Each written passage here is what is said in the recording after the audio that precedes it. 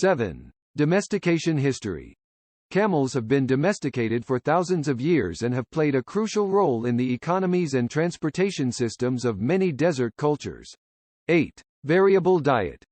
Camels are herbivores with a variable diet, capable of consuming thorny plants and dry vegetation that many other animals would avoid. 9. Speed and endurance.